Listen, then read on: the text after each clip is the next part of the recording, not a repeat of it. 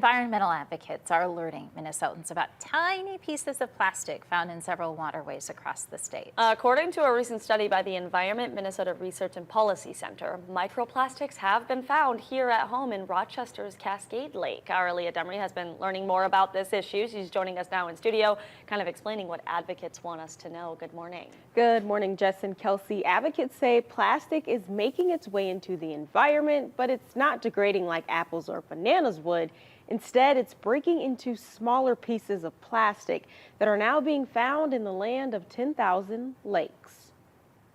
We use plastic almost every day, and it's found in almost everything, including some of Minnesota's bodies of water. A recent study shows that tiny pieces of plastic have been found in several waterways across the state. They're called microplastics, a plastic so small that a human eye may not even be able to spot them. Smaller than 5 millimeters in size, even smaller than like a human hair. Environment Minnesota Research and Policy Center says microplastics are a big environmental concern due to its widespread presence in ecosystems, potential harm to wildlife and marine life. Researchers recently sampled 41 waterways for microplastic pollution, such as fragments, which are generally found from harder plastics, film from plastic bags and packaging, and beads that can be found in facial scrubs or other cosmetic products. Caitlin Rolfus, a conservation advocate, says 40 of those samples all came back positive of microplastics, including Cascade Lake in Rochester. Mostly what we found there, actually all of what we found there were fibers. Fibers that are found in clothing or textiles that are usually made up of man-made materials such as polyester.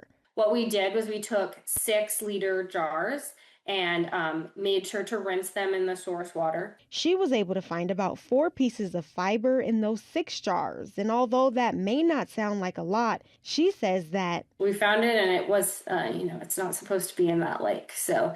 There is some uncertainty surrounding microplastics' long-term effects on the human body and health, but in the meantime, we need to move away from the single-use plastics because nothing we use for just a couple of minutes should be able to pollute our environment for hundreds of years.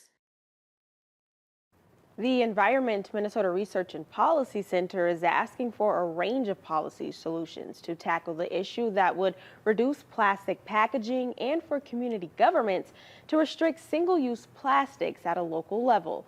Reporting live in studio, I'm Leah Demery, KTTC News. Something for us to think about for sure. Thank you, Aaliyah. It is 6